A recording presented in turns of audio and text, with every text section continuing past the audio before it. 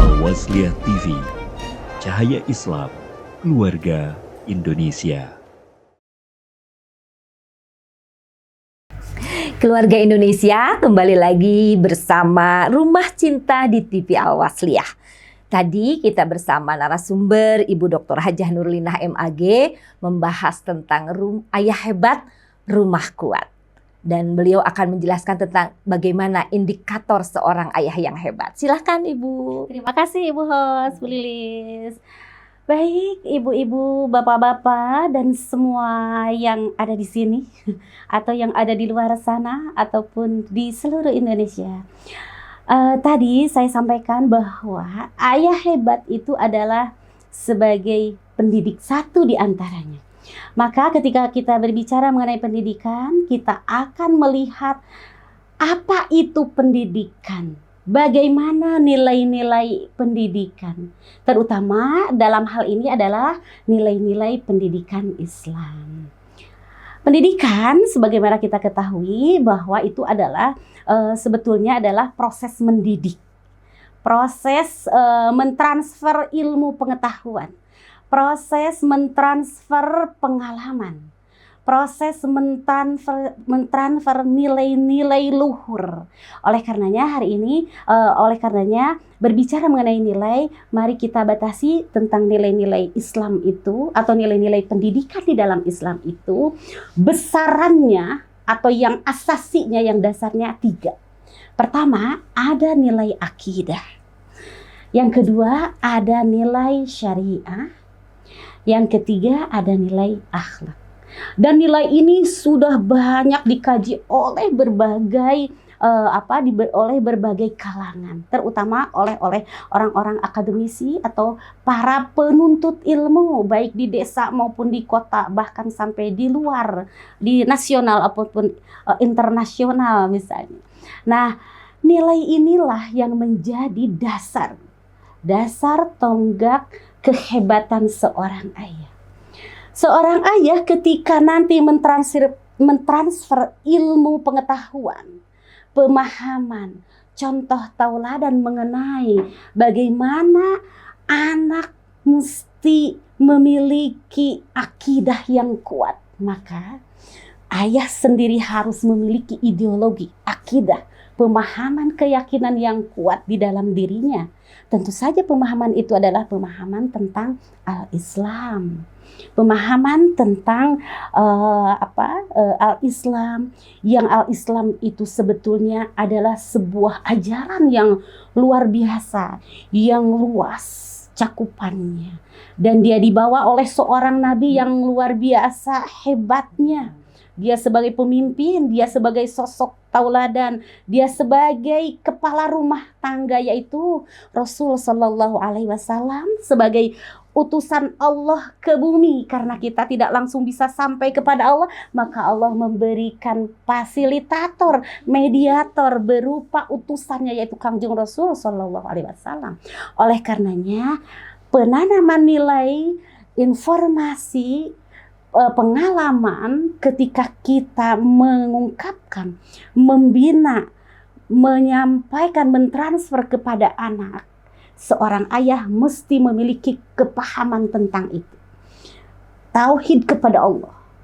Dan biasanya di dalam akidah itu meliputi 3 usul, artinya ada 3 pokok. Sebagaimana saya reduksi dari bukunya kitab Sofwatut Tafasir karya As-Sobuni, halaman berapa tadi baca-baca itu, halaman 570 ya.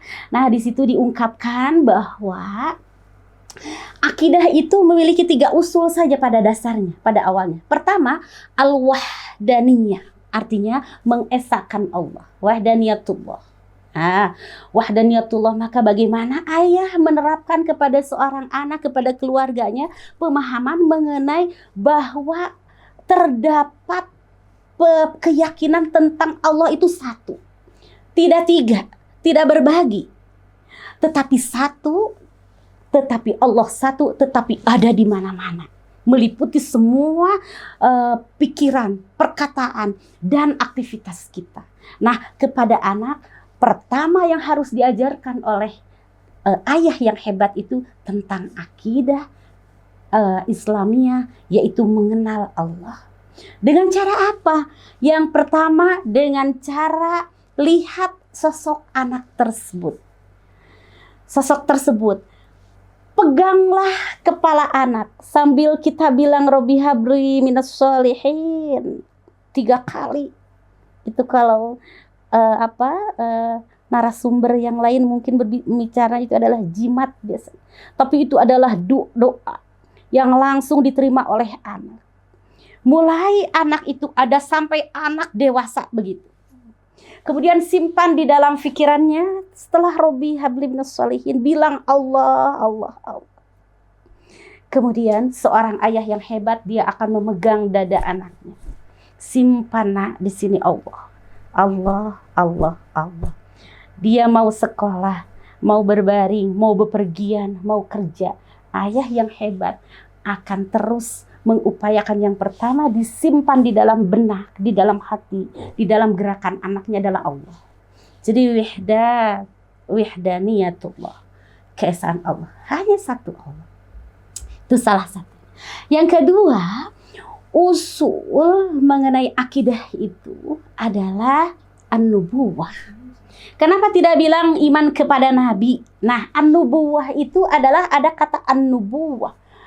Kalimat dalam bahasa Arab mengindikasikan makna yang dalam. An-nubuwah itu adalah dengan prosesnya. Proses kenabian. Jadi, misal Kanjeng Nabi Muhammad SAW itu adalah seorang nabi. Seorang nabi berarti sosok seorang nabi. Tetapi ketika beliau menjadi nabi itu ada proses an-nubuwah. Proses menjadi nabi itu. Mulai dari persiapan di dalam menyongsong kelahirannya sampai pada masa nubuah Nabi itu diangkat. Dan di situ hadir siapa? Allah, malaikat Allah.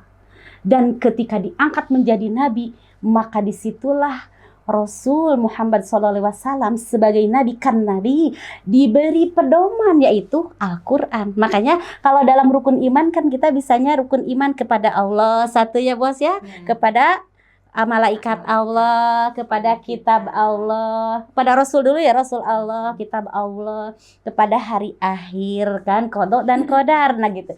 Nah di dalam usul yang disampaikan oleh Imam As-Sobuni itu 3 sebetulnya. Meskipun ketika di kupas ternyata proses nubuah itu menghadirkan sosok-sosok lain, yaitu tadi Allah yang akan menurunkan risalah.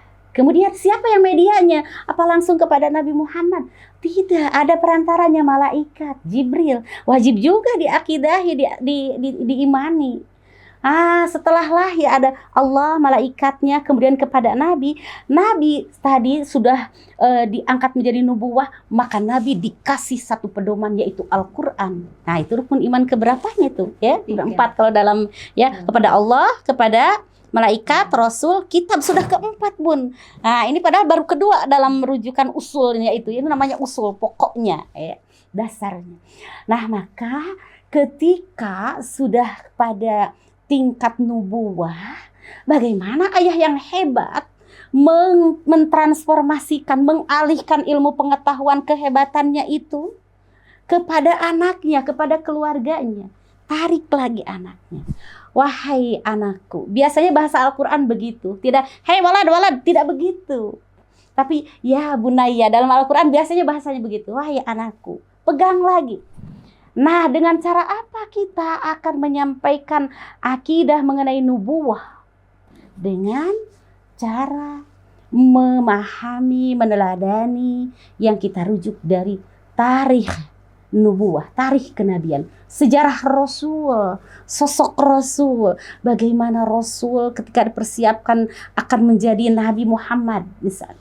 Kemudian bagaimana Rasul dipersiapkan akan menjadi Rasul. Nah, Nabi Muhammad sebagai sosok akan dipersiapkan menjadi Rasul. Bagaimana Rasul menghadapi tantangan-tantangan dijelaskan kepada anak.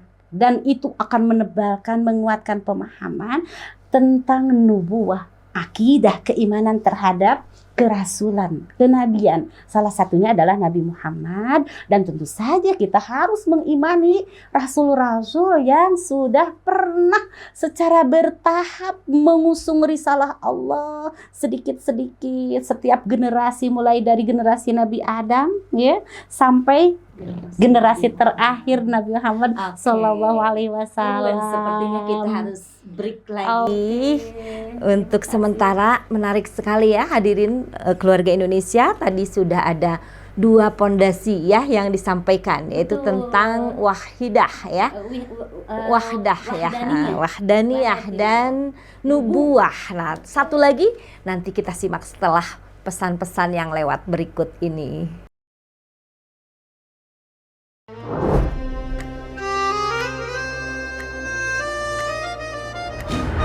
Al-Wasliyah TV, Cahaya Islam, Keluarga Indonesia.